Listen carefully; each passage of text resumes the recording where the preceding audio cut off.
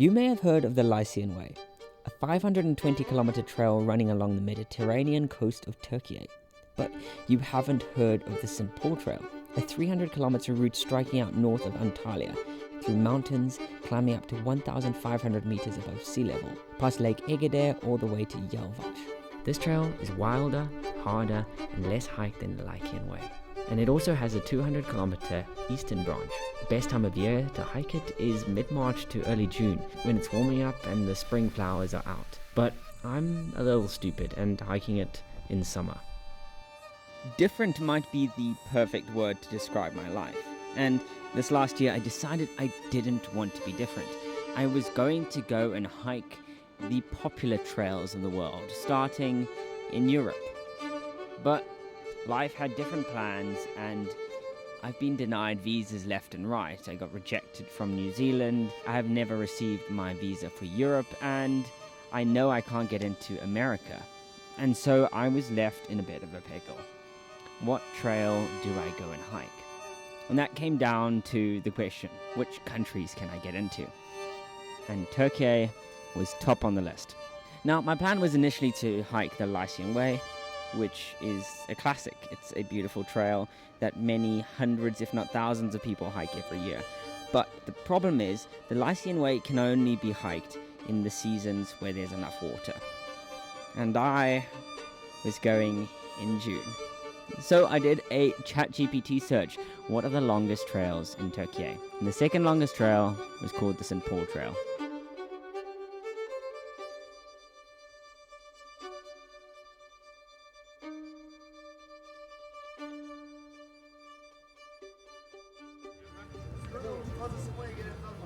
Okay, Oak arrived here last night at... What time did he actually arrive? Okay, not last night, this morning at 4:30. We're gonna go find some good food. Let's go. When I started researching this trail, I could not find any valuable information online. There's no website, there's no concise overview. And so what I did is what I do before every trail. With the help of AI, I managed to gather almost 80 different GPX files from people who've hiked different sections of trail at different points. I then combined those into one map, which finally gave me the picture of the entire trail. Hey, my name's Tim, and this is part one of what will be a 5-part video series covering my 16 days on the St. Paul Trail. I'm hoping to achieve two things. Firstly, I want to tell you the story of this beautiful trail. And secondly, I want to try and convince you that going on the untrodden route is often better. Okay. Yeah, we just jumped off at Aksu and we start walking from here. Should be all uphill for the next bit. We leave the town behind. The St. Paul Trail is technically 500 kilometers, but it consists of two branches. The primary route is 300 kilometers from Antalya all the way to Yalvaç, and the secondary branch heads out east. My plan was to hike both, but decided to cut down and just do the 300 kilometers, which turned out to be hard enough in itself.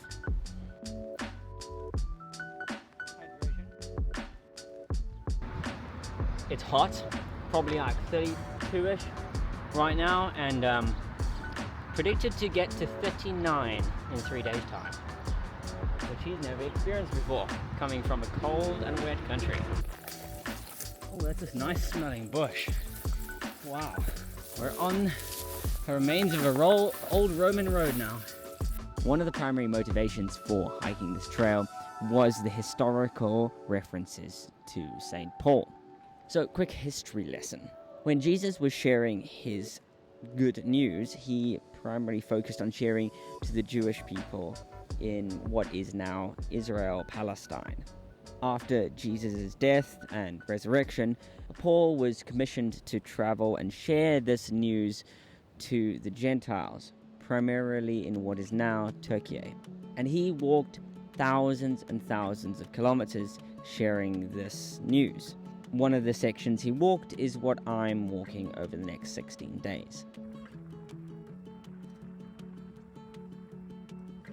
On day one, we hiked from Antalya heading towards the mountains. We expected to do about 30 kilometers, but to our great surprise, we were stopped and had one of the coolest encounters I've ever had on trail. This lady and her brother pitch up and invite us to come and stay the night with them.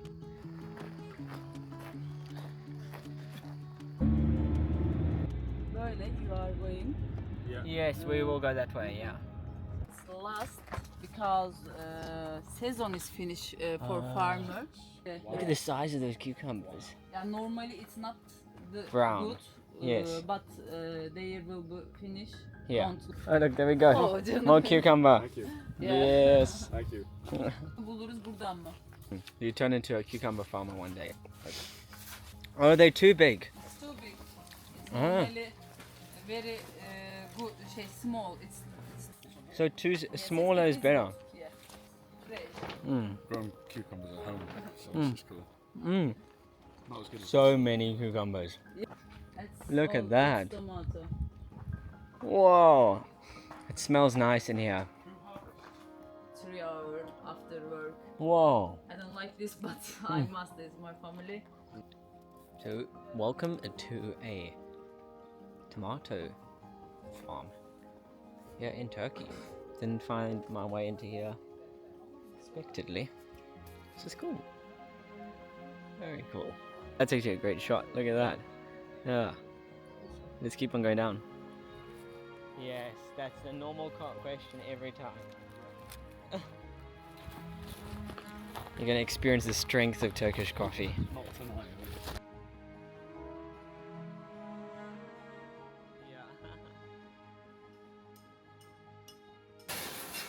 It's actually pretty intense work. Can I try? There we go, yeah, Oak.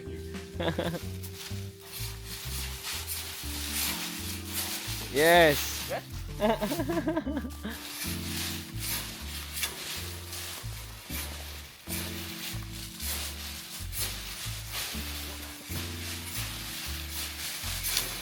Shortly after helping them doing some farming, we had the most amazing encounter. So Bethel called her husband and asked him if he would be able to be around the next morning to have breakfast with us.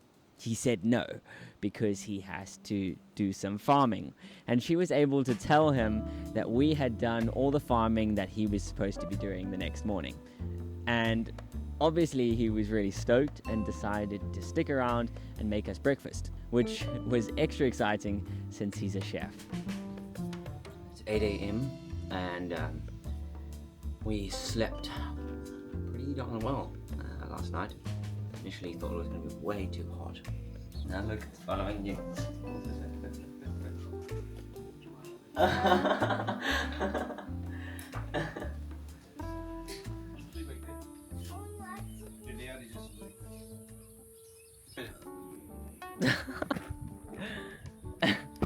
She's obsessed. I think the way it moves like a chicken head. So we're just going to help try pick some tomatoes for 20 minutes before hiking off into the heat of the day.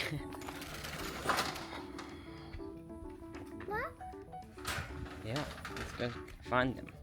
One of the things that really struck me about staying with this family is how the baseline isn't play. Growing up, freedom reigned. When we weren't doing school, we were playing. But these children are working. And to our Western mindset, we may think this is bad, but I don't agree. Watching the children in the groves picking plants, doing their duty to their family, I was struck by the fact that this gives them a reason to engage with their family. It gives them purpose in the daily life, and it makes them part of the family unit. In Western civilization, I feel like we're often so isolated. There's no real reason to engage with our family because they don't need us, we don't need them. And I think we really do miss out on something that these people have.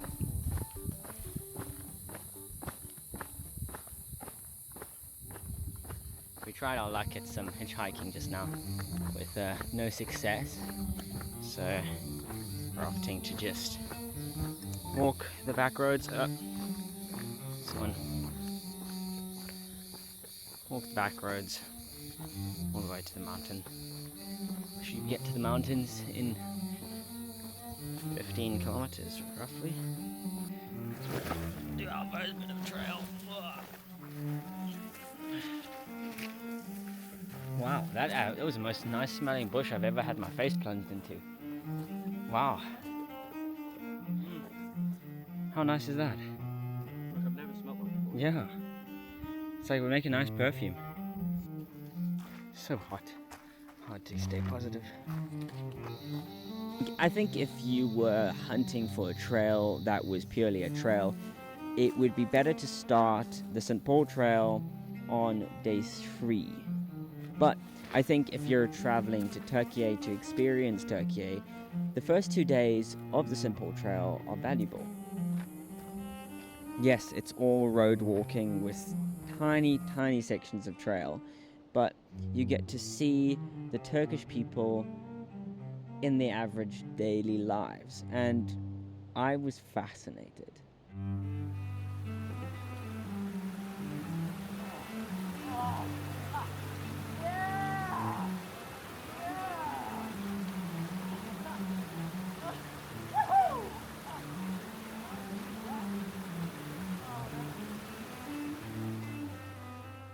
It's so nice.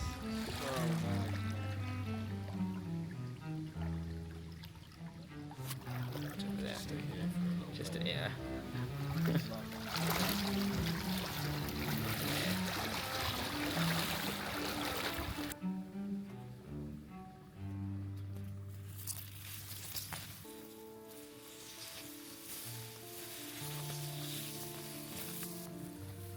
Quite a bit of a trail. Yeah. My friend Oak joined me for the first 3 days of this trail. He's from Wales and has never encountered temperatures this hot, and I cannot over-explain how hot this trail is. I'm hiking it in summer, which means the average day reaches about 40 degrees Celsius. It's humid on the southern half of the trail and ends up being quite dry towards Yalvaç.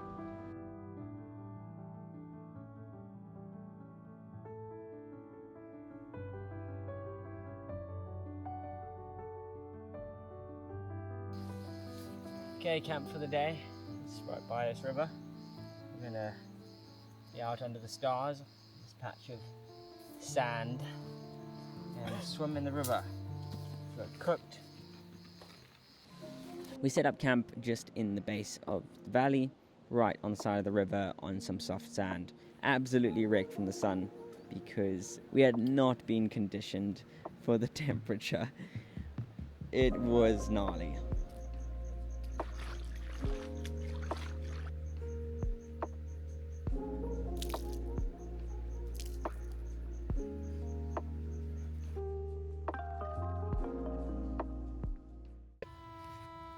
Welcome to day 3 on trail, and the sun is just hitting our camp. Oak is having a swim in the river. Good news is that it was actually incredibly warm and could probably do this hike without a quilt even. I ended up sleeping the whole night just in my fleece. Bad news is I have a cold. I have a super achy throat. Oak feels sick as well. Whether it's dehydration or cold, we don't know. And it's supposed to be 34ish today. So take it easy, take care of ourselves. Maybe a 15 kilometer day. Nothing too much. Try and recover. But it's beautiful to be out here. Nice to have lighter packs after eating dinner last night.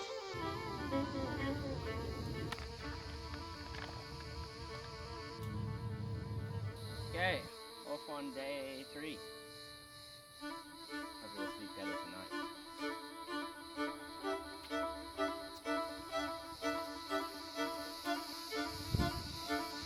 This might be my favorite day on trail, despite the fact that I was feeling so sick.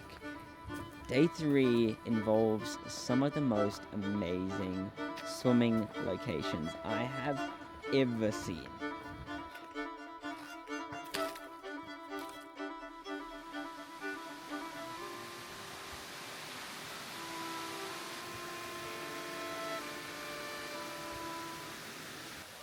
Look at that. We just walked past some beautiful pools because we heard that there's one called King's Pool further up. And so I'm really hoping that King's Pool lives up to its name and is better. Otherwise that would be very disappointing to miss those pools. We walked from all the way over there. Look at that. Let's go. Look at this place.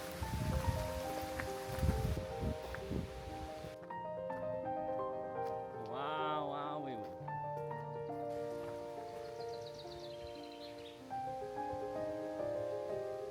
Wow, I think it was worth it, dude. Yeah, I think so. Look at that. Have a look at this swim spot we just found. What? And then the side, it just drops off the cliff. Straight down, hundreds of meters. What? One of the things we discovered is at the back of this pool is a ladder. The ladder is almost completely invisible because it's caked with 3 or 4 inches of limestone.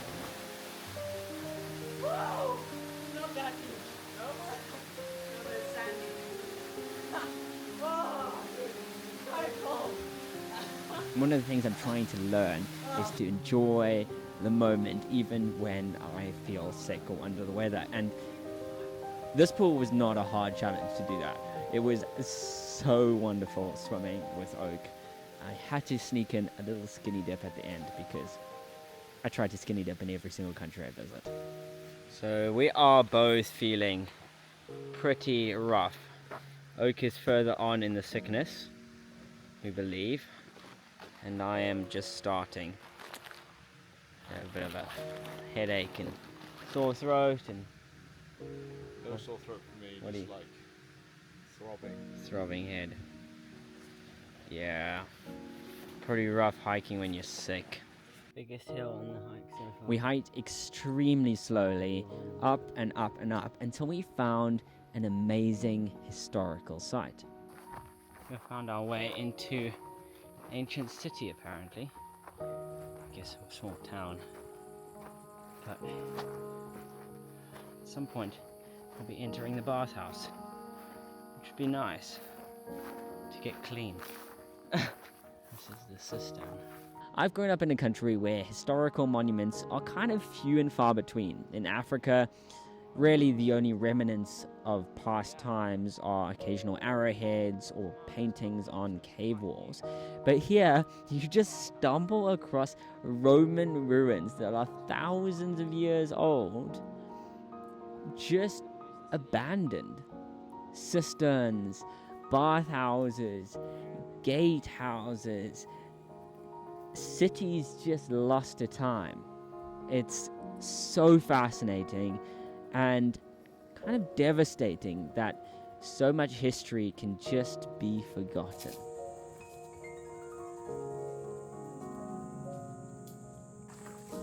So tired.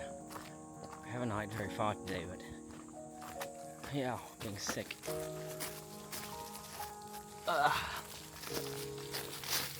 Very beautiful hiking though.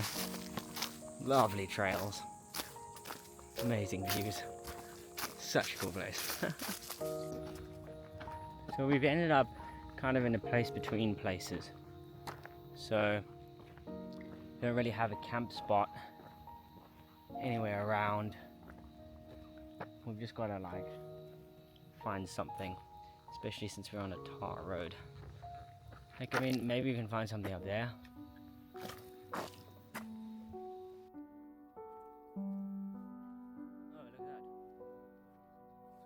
As a thru hiker, you learn to just make do, and make do with some of the worst camp spots. But we ended day 3 with a pretty decent one on the side of a stream, just 100 meters from the road, where we could hitchhike back to Antalya.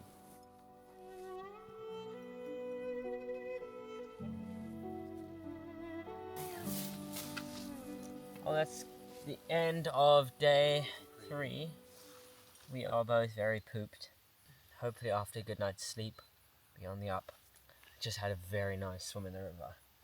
Swim is probably an overstatement. A lie down in a very small pool. For the rest of the trail, I'm going to be alone, and it's only getting harder from here because summer has arrived and it's just going to get hotter and hotter. And so over the next few weeks, I'm going to be publishing another 4 videos on this adventure, and I hope to see you there.